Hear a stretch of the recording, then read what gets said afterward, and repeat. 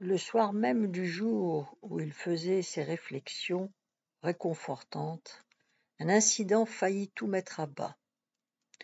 En effet, en passant près d'une tente isolée, Wally avait été pris à partie par 3 énormes chiens de garde.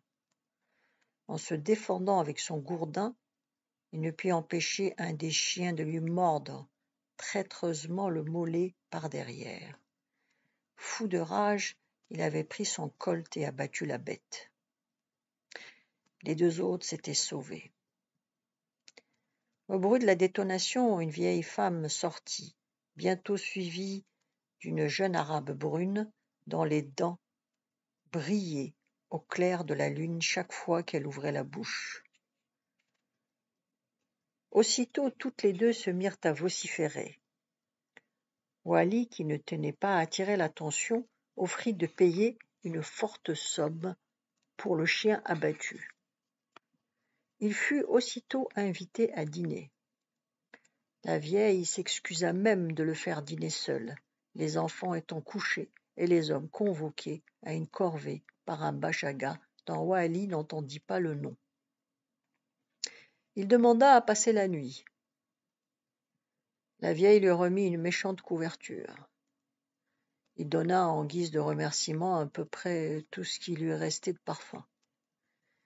Et comme pendant tout le temps qu'il mangeait sans presque rien dire faute de savoir la langue, la brune jeune femme ne l'avait pas quitté des yeux. Wally se hasarda à lui faire un signe d'intelligence, auquel elle répondit. Moins d'1 heure après, elle vint le rejoindre dans une tente inoccupée, à moitié défaite. Mais ne voyait-il pas que bien avant l'aube le mari rentra, précédé de l'aboiement des chiens. Wally harassé dormait profondément. Khaira, c'était le nom de sa compagne d'une nuit, heureusement s'était réveillée aux premiers aboiements. Elle avait reconnu la voix de son mari, qui apaisait les chiens, avait réveillé Wally, puis était venue au-devant de son seigneur et maître, qu'elle avait dirigé aussitôt vers la grande tente. Wally en avait profité pour fuir à toutes jambes devant les chiens, qu'il tenait à distance à l'aide de son gourdin. Il se remit à suivre Walhedge, mais le pays était presque désertique. Wally, qui n'avait jamais quitté la Kabylie, s'étonnait que des hommes puissent vivre sur une terre aussi nue. Le 2e jour, il marcha toute une soirée sans rencontrer âme qui vive, et à la nuit tombante, il vit, au loin, Walhedge s'installer pour dormir en pleine campagne. Sa résolution fut bientôt prise. Ce soir, il en aurait fini avec le mari de Keltouma, et dans cette certitude, il ne prenait même plus de précautions. À quoi bon, puisqu'il n'y avait là personne que lui, bien armé de son colt, et l'autre, qui ne savait même pas qu'il vivait là à ces dernières heures. Et Dieu, se dit-il.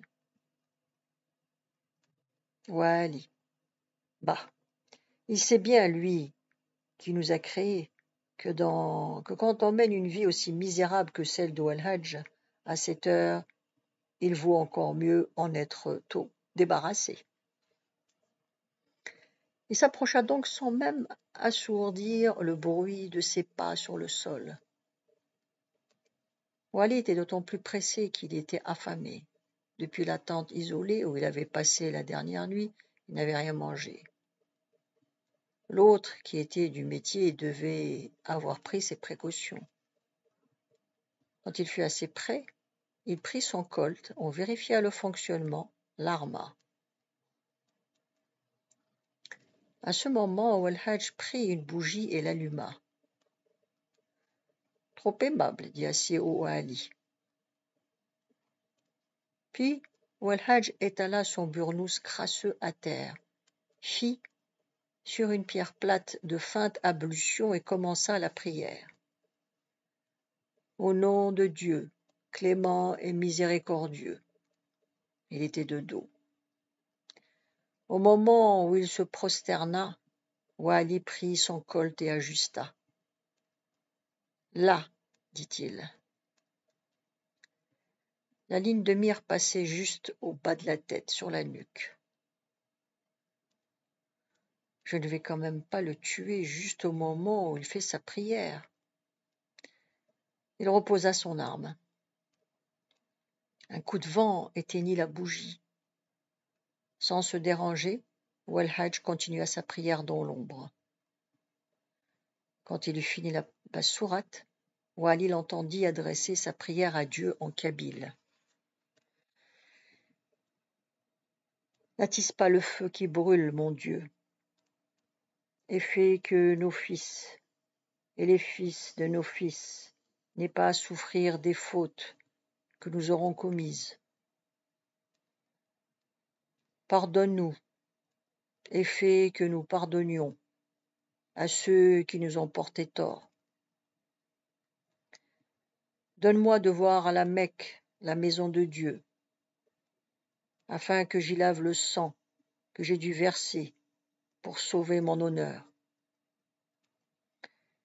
Éloigne-nous des maux provoqués par les femmes, car ils sont grands, et fais que je revienne enfin sain et sauf dans mon pays, pour y revoir ma maison, mes enfants, mes amis. Walhadj dit Amin, se releva, ralluma la bougie. Il parlait maintenant tout seul à voix basse. Cet âne n'en peut plus. Il m'a si longtemps servi. Tiens, voilà ta botte. Bientôt tu vas mourir et m'abandonner. Tu m'as toujours été fidèle, toi, pauvre bête. Plus fidèle que Kelzuma. Ma chienne de femme vit encore. Pour combien de temps? Tiens, encore une botte. Wali pensa à Kelzuma, à Daadi, à la brune arabe, à d'autres. Toutes les femmes sont des prostituées, dit-il, et il cracha sur le sable. Walhadj fouilla dans l'attirail compliqué de ses bagages, en tira une outre, où il plongea la main. Il a de la chance de pouvoir dîner, pensa Wali. Va, mange, prends ton dernier dîner. Walhadj saisit une maigre portion de pain noir. Il y mordit, et aussitôt la jeta loin de lui. Cette galette est pourrie, dit-il, et je n'ai rien que ça. Wali se prit à regarder ce corps où bientôt allaient passer les balles de son colt. Pauvre corps noueux, malingre, osseux, frêle, au point que c'était merveille qu'il pût résister à aussi dure fatigue. La tête était massive et sans beauté, les moustaches ne faisaient que l'alourdir encore. De quel poids pouvait être ce corps déshérité auprès d'un être aussi comblé par la nature que Kelzuma? Elle devait se jouer de lui, qui n'avait que son âne pour lui rester fidèle. Et c'était elle la vraie coupable. Wali soudain eut honte de tuer ce pauvre homme qui était, sans le savoir, à sa merci. Il voulut se prouver que ce n'était pas de la lâcheté. Tiens, là, une toute petite pression et ça y est, plus de Walhadj. Il rajusta, amena de nouveau la ligne de mire entre les deux yeux de Walhadj.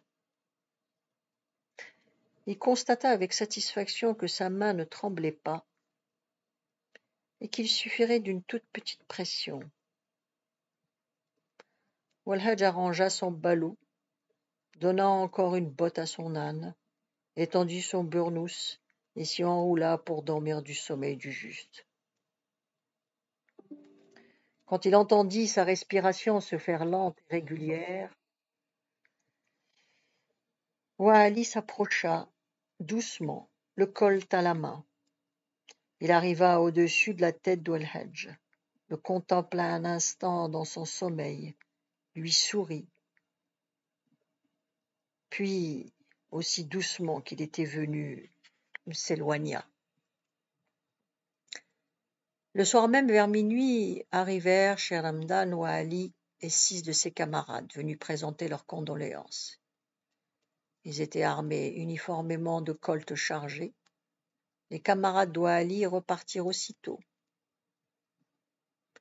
Ils ont expliqué à Wali une mission assurée.